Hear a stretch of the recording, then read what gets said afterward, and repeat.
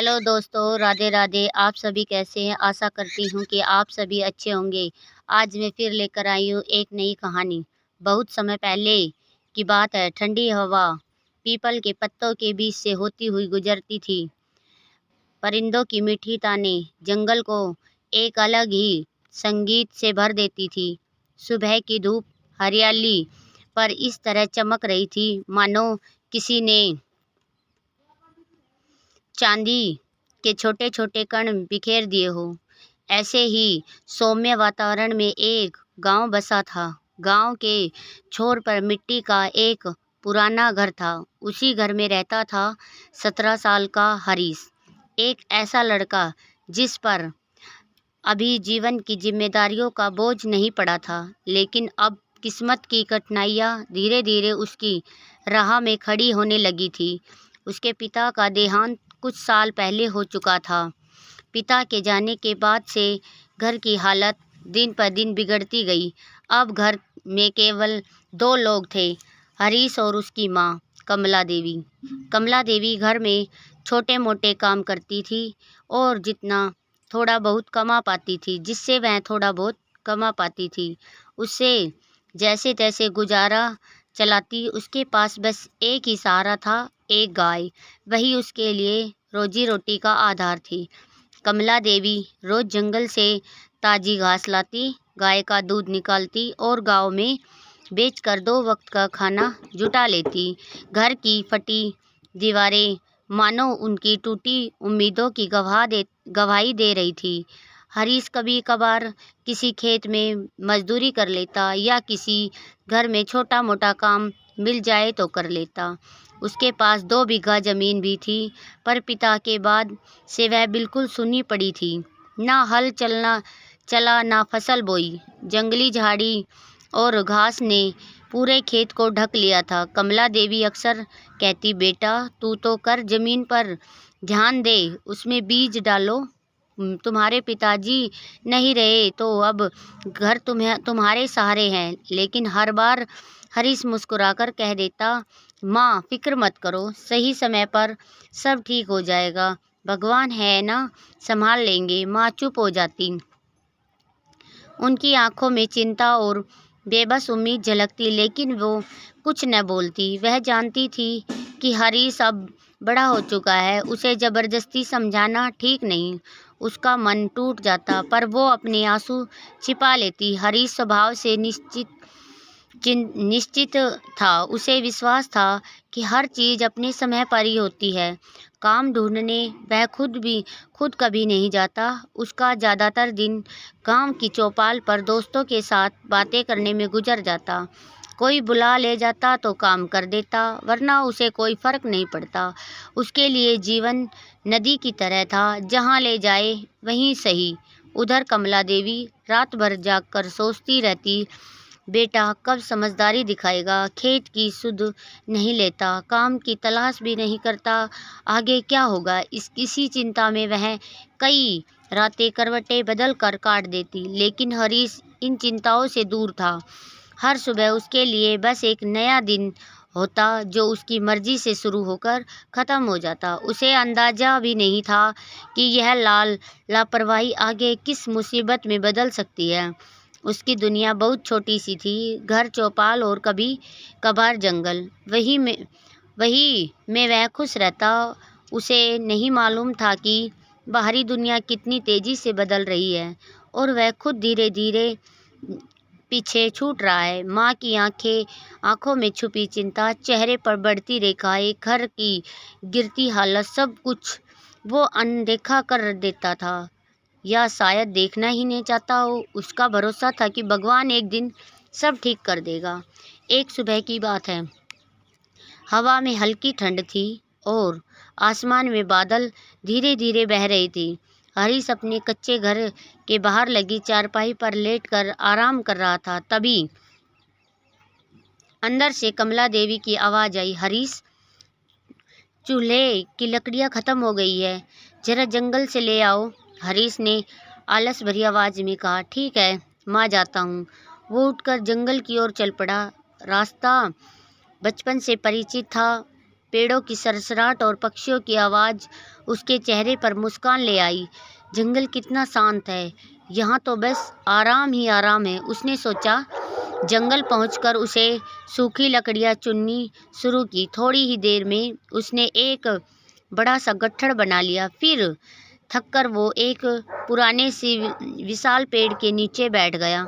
आंखें मूंद कर वो धीरे धीरे गुनगुनाने लगा। तभी अचानक कुछ आवाज़ सुनकर उसकी आंखें खुली। उसने देखा एक बूढ़ा आदमी भी लकड़ियाँ बटोर रहा था। उसका शरीर कमजोरी से झुका हुआ था, पीठ टेढ़ी थी और माथे से पसीना लगातार बह रहा था। हरीश ने बुजुर्ग को देखकर मन ही मन सोचा, इतनी उम्र में भी यह बाबा इतनी मेहनत कर रहे हैं।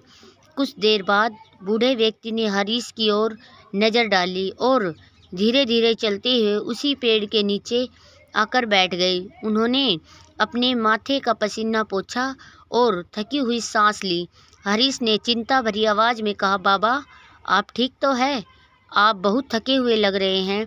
बुजुर्ग ने हल्की मुस्कान के साथ कहा, हाँ बेटा, उम्र तो बहुत हो चुकी है, पहले जैसा दम नहीं रहा, लेकिन क्या करे, पेट भरने के लिए यह काम भी करना पड़ता है। अगर लकड़ी नहीं लाऊंगा तो शाम का चूल्हा कैसे जलाऊंगा? हरीश तुरंत बोला, लेकिन बाबा इस उम्र में तो आपको आराम करना चाहिए। जितना बन सके करो, बाकी भगवान पर छोड़ दो। हरीश की बात सुनकर बुजुर्ग थोड़ा चौंक कर पड़े। उन्होंने गंभीर नज़रों से पूछा, भगवान पर छोड़ दूं? बेटा, अगर मैं लकड़ियाँ यहाँ से ना ले जाऊं तो घर में खाना कैसे बनेगा? सिर्फ उम्मीद रखने से पेट थोड़ी भरता है। हरीश ने फिर वही बात दोहराई, बाबा सब अपने आप हो जाता है, भगवान सब ठीक कर देते हैं। इस बार बुजुर्ग कुछ क्षण चुप रहे। उन्होंने ध्यान से हरीश के चेहरे को देखा और पूछा, तुम क्या काम करते हो बेटा? हरीश ने बेफिक्र होकर कहा, मैं तो कुछ खास नहीं करता, अगर कोई काम पर बुला ले जाता है तो कर देता हूँ, वरना ऐसे ही रहता हूँ। बुजुर्ग ने फिर पूछा, और तुम खुद कभी काम ढूंढने नहीं जाते? हरीश बोला, नहीं बाबा, जब समय आएगा तो काम अपने आप मिल जाएगा, सब समय की बात है। बुजुर्ग उसकी सोच से सहमत नहीं थे। उन्होंने पूछा, घर में कौन कौन है? हरीश ने धीमे स्वर में कहा, सिर्फ मेरी माताजी और पिताजी तो कुछ साल पहले ही बस चले। बुजुर्ग ने गहरी सांस ली और बोल पड़े, तो फिर घर का खर्च कैसे चलता है? कितनी ज़मीन है तुम्हारे पास? हरीश बोला, बस जैसे तैसे चल रहा है, 2 बीघा ज़मीन है, पर खेती नहीं होती। पिताजी ही खेती करते थे, अब ज़मीन खाली पड़ी है। बुजुर्ग ने गंभीरता से कहा, बेटा हालात तो ठीक नहीं लगते, फिर भी तुम इतने निश्चित कैसे हो? हरीश ने फिर वही दोहराया, बाबा जब सही समय आएगा सब ठीक हो जाएगा, भगवान सब बदल देंगे। बुजुर्ग कुछ देर तक सोचते रहे। उसके मन में एक बात साफ थी, अगर इस लड़के को आज समझाया नहीं तो इसका पूरा भविष्य अंधेरे में चला जाएगा। उन्होंने धीरे से कहा, अच्छा बेटा, तुम कहते हो भगवान सब कर देगा, क्या तुम यह बात साबित कर सकते हो? हरीश ने आत्मविश्वास से कहा, हाँ, लोग भगवान पर भरोसा करते हैं, वही सब ठीक करते हैं। बुजुर्ग बोले, लेकिन तुम इसे कैसे सिद्ध करोगे? हरीश हिचकिचाया और बोला, मुझे नहीं पता, जब मेरे हालात सुधरेंगे तब सब जान जाएंगे। तब बुजुर्ग गंभीर स्वर में बोले, अगर तुम नहीं साबित कर सकते तो मैं दिखा सकता हूँ कि सिर्फ भगवान के भरोसे रहने से कुछ नहीं होता। इंसान को खुद कदम उठाने पड़ते हैं, सही समय खुद नहीं आता, उसे बनाना पड़ता है। हरीश ने कहा, ठीक है, दिखाओ बाबा, मैं भी देखता हूँ। बुजुर्ग ने अपनी जेब से 2 छोटे बीज निकाले और बोले, यह लो बेटा, 2 बीज है, इन दोनों को अलग अलग जगह अपने घर के आंगन में बो देना। एक को छोड़ देना भगवान के भरोसे और दूसरे को रोज पानी देना। कुछ ही दिनों में फर्क तुम्हें दिखाई देगा। हरीश ने पूछा, लेकिन इससे क्या पता चलेगा? बुजुर्ग ने कहा, जीवन की सबसे बड़ी सच्चाई का पता चल जाएगा, भ्रम दूर हो जाएगा कि कौन सा काम भगवान करता है और कौन सा इंसान को करना पड़ता है। हरीश ने थोड़ी देर सोचकर कहा, ठीक है, कर लूँगा, इसमें क्या मुश्किल है। इसके बाद उसने अपनी लकड़ियों की गठरी उठाई और घर की ओर चल दिया। बोलो दोस्तों, राधे राधे।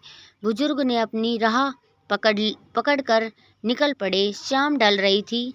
सूरज की लालिमा अभी पूरी तरह गायब नहीं हुई थी। घर पहुंचकर हरीश ने लकड़ियों का गट्ठर बाहर रखा, फिर जेब से 2 बीज निकाले और जमीन में अलग अलग जगह गाड़ दिए, जैसे बुजुर्ग ने कहा था। उसने एक बीज पर पानी डाला और दूसरे को यूं ही छोड़ दिया। अब वो रोज सुबह उठकर उसी एक बीज को पानी देता। दूसरा बीज बिना पानी के पड़ा रहता। हरीश मन ही मन सोचता, भगवान सब देख रहे हैं, सही वक्त आने पर दोनों बीज फूट पड़ेंगे, दोनों ही उगेंगे। इस तरह 14 दिन गुजर गए। 15वें दिन सुबह हरीश पानी देना मग्गा लेकर बाहर निकला। जैसे ही उसकी नज़र बीज पर पड़ी, वह दंग रह गया। जिस बीज को वह रोज पानी देता था, उसमें से नन्हा सा पौधा निकल आया था, और दूसरा बीज जो भगवान के भरोसे छोड़ दिया था, सूख चुका था, मिट्टी में ही मिट गया था। हरीश गहरी सोच में डूब गया। जिसे मैंने सोचा वो पतन गया, जिसे मैंने सींचा वो तो पनप गया, जिसे भगवान के भरोसे छोड़ा वह तो नष्ट हो गया। अब उसे बुजुर्ग के शब्द याद आए, बेटा, भगवान के भरोसे मत बैठे रहो, सही समय आता नहीं, लाना पड़ता है। अब उसकी समझ धीरे धीरे खुलने लगी। दिल में बेचैनी उठी। वो तुरंत उसी जंगल की ओर चल पड़ा जहां उसने बुजुर्ग को पहली बार देखा था। हरीश जंगल से वापस गया और उस बुजुर्ग को खोजने लगा। काफ़ी देर इधर उधर देखने के बाद आखिर उसे वहीं बूढ़ा व्यक्ति मिल गया जो लकड़ियाँ बटोर रहा था। हरीश ने पुकारा, बाबा, पहचानते हो मुझे? बुजुर्ग ने सहज मुस्कान के साथ कहा, हाँ बेटा, तुमसे मुलाकात याद है। हरीश ने बिना देर कहे कहा, बाबा, जिन 2 बीजों को आपने दिया था, उसमें से एक तो अंकुरित हो गया और दूसरा बिल्कुल सड़ गया। बुजुर्ग ने पूछा, कौन सा अंकुरित फूटा? हरीश ने बताया, जिसे मैंने रोज पानी दिया वही उगा।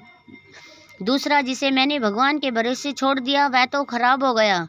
बुजुर्ग ने शांत स्वर से कहा, तो कुछ समझे? हरीश बोला, थोड़ा समझ आया, पर असली मतलब अभी भी बताइए। बुजुर्ग बोले, देखो बेटा, जिस बीज में तुमने नियमित पानी डाला वह जीवित है, और जिसे यूं ही भाग्य के भरोसे छोड़ दिया वह नष्ट हो गया। इसका सीधा अर्थ है, जिंदगी में हर दिन मेहनत करनी पड़ती है, तब जाकर कोई चीज़ फल देती है। अगर इंसान सब कुछ समय या भगवान पर छोड़ दे तो हालत बिगड़ने लगेगी, सुधरेगी नहीं। जैसे वह बीज जिसमें कोई देखभाल नहीं हो पाई।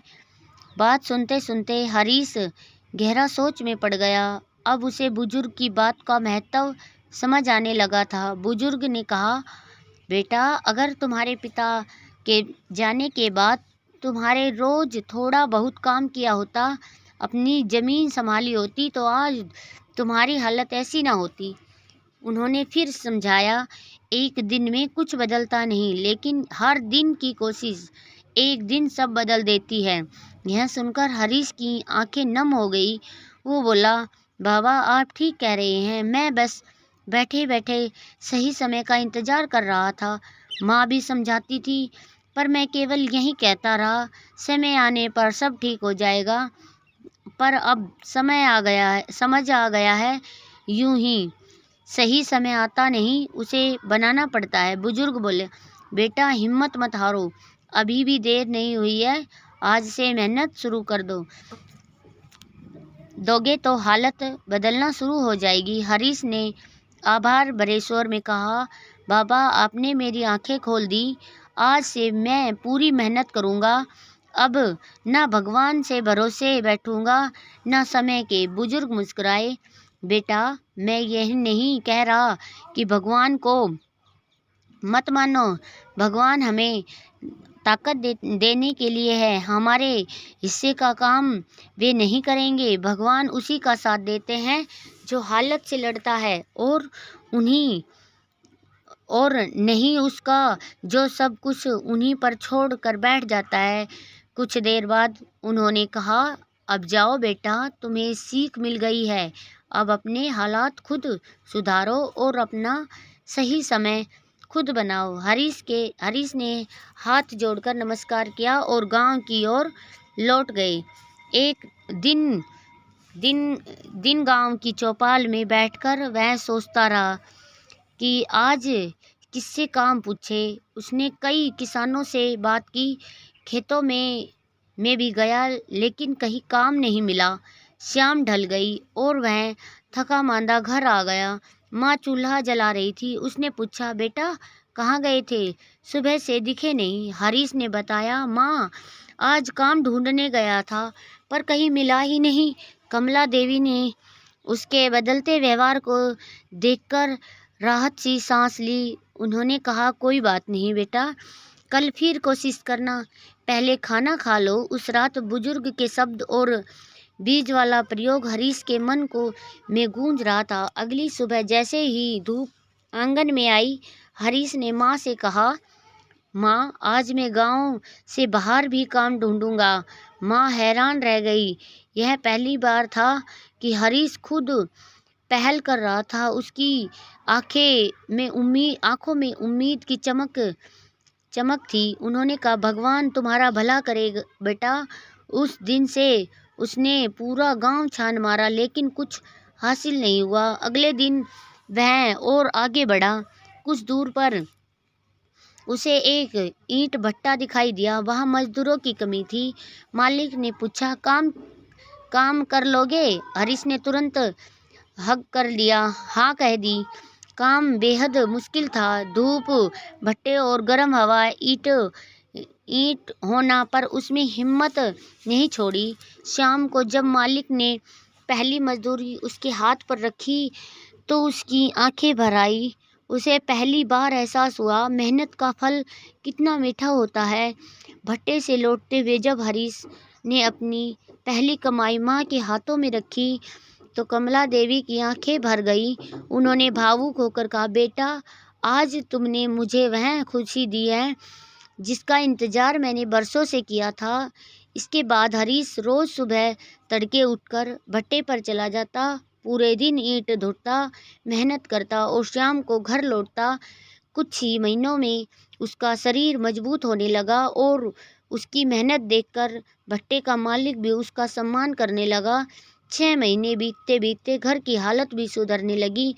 एक दिन शाम को हरीश ने माँ से कहा, माँ अब हमें अपने खेत पर भी ध्यान देना चाहिए। कमला देवी ने थके स्वर में कहा, बेटा खेत तो घास झाड़ियों से भर चुका है, पहले उसे साफ करना पड़ेगा।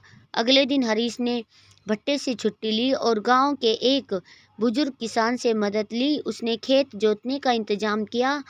पूरा दिन धूप तड़के हुए हरीश खेत का कोना कोना साफ करता रहा। शाम को जब कमला देवी खेत पर पहुंची तो उन्हें अपने बेटे को मिट्टी से सना हुआ सीने से लगाकर चेहरे पर सच्ची मुस्कान लिए देखा तो हैरान और खुश हो दोनों थी।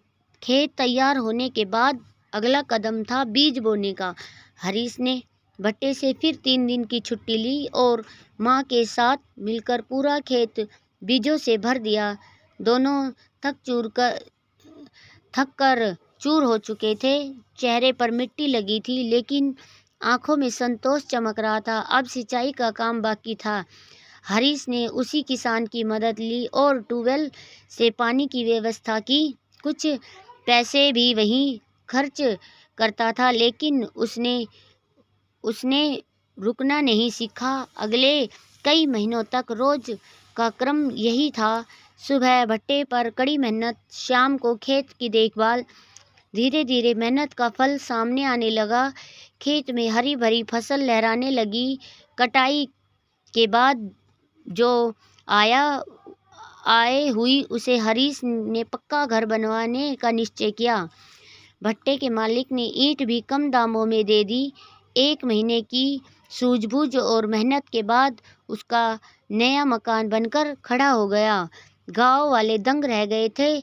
वही हरीश जो कभी चौपाल पर यूं ही बैठे रहता था, अब अपनी मेहनत से अपनी और अपनी माँ की जिंदगी बदल रहा था। कमला देवी अपने बेटे को देखकर गर्व से भर जाती।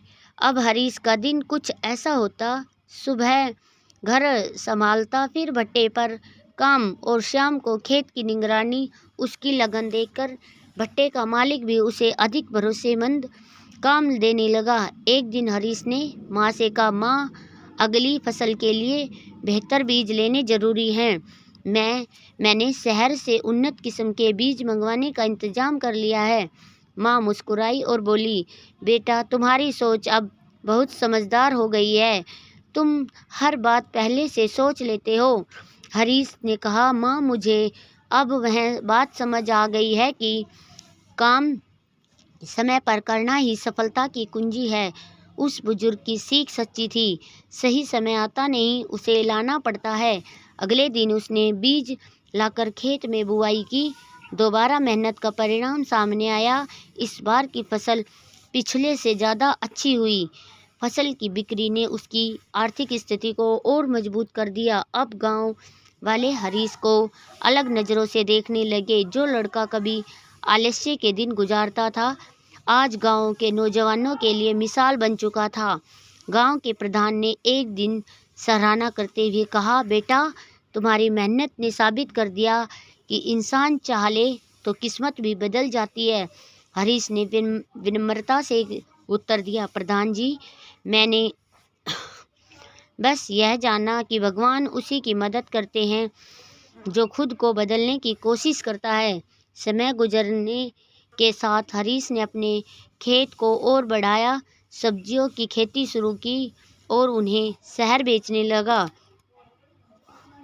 आय कई गुना बढ़ गई। 1 साल बाद उसने माँ से कहा, मुझे लगता है हमें एक गौशाला भी बना लेनी चाहिए। अगर 2 और गाय ले आए तो अच्छा होगा। माँ की आंखें खुशी से चमक उठी। बेटा, तुम अब सिर्फ आज नहीं, भविष्य के बारे में भी सोचते हो। यह देखकर मन खुश हो जाता है। हरीश ने गौशाला बनाई और 2 गाय खरीद ली। अब घर में दूध अधिक आता और माँ उस दूध को बेचकर अच्छी कमाई करने लगी। गांव के लोग अक्सर पूछते, हरीश, तुम इतना बदल कैसे गए? हरीश हमेशा मुस्कुराकर वही कहानी सुनाता। जंगल में मिले बुजुर्ग, 2 बीजों का प्रयोग और वह सीख जिसने उसकी जिंदगी की दिशा बदल दी। एक दिन उसने गांव के नौजवान को इकट्ठा किया और कहा, दोस्तों, मैं भी कभी आलसी था। मुझे लगता था कि सही समय अपने आप आ जाएगा, लेकिन मैंने सीखा कि सही समय हमें खुद बनाना पड़ता है। मेहनत ही किस्मत लिखती है। उसकी बातें सुनकर गांव के कई युवा भी प्रेरित हो गए और काम में लग गए। कमला देवी अब कभी चिंतित नहीं रहती थी। उसके चेहरे पर हमेशा संतोष झलकने लगा। वह अक्सर प्यार से कहती, बेटा, तुम्हें सिर्फ हमारा नहीं, पूरे गांव का भविष्य बदल दिया है। हरीश कभी भी अपनी उपलब्धियों का श्रेय खुद को न देता। हरीश हमेशा मुस्कुराकर कहता, आज मेरी जिंदगी जिस रास्ते पर है वह उस बुजुर्ग की नेमत है जिन्होंने मुझे सही दिशा दिखाई, और मेरी माँ का आशीर्वाद जो हर मुश्किल में मेरे साथ खड़ी रही। धीरे धीरे हरीश ने अपने कामों को बढ़ाया। उसने एक छोटी सी दुकान खोली जहाँ वो अपनी खेत की ताज़ी सब्जी बेचने लगा। गांव के कई लोगों को उसने काम भी देना शुरू किया। एक दिन वो खेत में काम कर रहा था कि पीछे से किसी जानी पहचानी आवाज़ ने उसे पुकारा। हरीश ने पीछे मुड़कर देखा तो वही बुजुर्ग खड़े थे जिन्होंने उसकी किस्मत की दिशा बदल दी थी। वो दौड़ कर गया और उनके चरणों में झुक गया। बाबा, मेरी हर सफलता आपके कारण है। आप ना मिलते तो मैं आज भी भटक रहा होता। बुजुर्ग ने मुस्कुराकर उसके सिर पर हाथ रखा और बोले, बेटा, मैंने तो बस रास्ता दिखाया था, चलना तुमने शुरू किया। तुम्हारी मेहनत ही तुम्हें इस मुकाम पर पहुंचाया है। हर व्यक्ति के पास समय और शक्ति बराबर होती है, फ़र्क बस इतना है कि कोई उसका सही उपयोग करता है। तुमने अपने समय को सोने की तरह गढ़ा है, तभी आज तुम सफल हो। हरीश उन्हें घर लेकर आया और अपनी सारी उपलब्धियां दिखाई। बुजुर्ग बेहद प्रसन्न हुए और बोले, तुम्हारी कहानी हर युवक के लिए मिसाल बनेगी जो किस्मत के भरोसे बैठे रहते हैं। उस दिन के बाद हरीश ने एक नया लक्ष्य तय किया, गांव के युवकों को आत्मनिर्भर बनाना और उन्हें आधुनिक खेती के लिए तरीके सिखाना। धीरे धीरे उनके प्रयासों से गांव में नई ऊर्जा और तरक्की आने लगी। कहानी का समापन उसी सोच पर होता है जिसने हरीश का जीवन बदल दिया। समय अपने आप नहीं आता, उसे मेहनत से लाना पड़ता है। भाग्य हमारे हाथ में होता है, बस उसे सही दिशा में मोड़ना होता है। गांव वाले आज उसे मेहनती हरीश कहकर पुकारने लगे। उसकी माँ कमला देवी का सीना खुशी से चौड़ा हो जाता है और हरीश हमेशा कहता, मेहनत वह चाबी है जो किस्मत के बंद दरवाजे खोल देती है। बस उस चाबी को सही समय पर घुमाना चाहिए। दोस्तों, इस कहानी से हमें गहरा सबक मिला है। सही समय का इंतज़ार मत करो, सही समय खुद बना कर लाओ। हरीश की तरह कदम बढ़ाओ, जिम्मेदारी लो और रोज़ थोड़ा थोड़ा आगे बढ़ो। छोटे कदम एक दिन बड़ी जीत बन जाते हैं। इस तरह इस कहानी से ने आपके मन में रोशनी जगाई हो तो कमेंट में लिखें, मैं अपना समय खुद बनाऊंगा या बनाऊंगी। यह आपका पहला कदम होगा अपनी मंजिल की ओर। हम दुआ करते हैं कि आपकी ज़िंदगी में भी सफलता और खुशियाँ भरे। अगर कहानी अच्छी लगी हो तो लाइक, शेयर और सब्सक्राइब करना न भूलें। ये प्रेरणा लोगों तक ज़रूर पहुँचाए और हमारे चैनल को सब्सक्राइब करना न भूलें। तो अंत में दोस्तों, सभी से राधे राधे।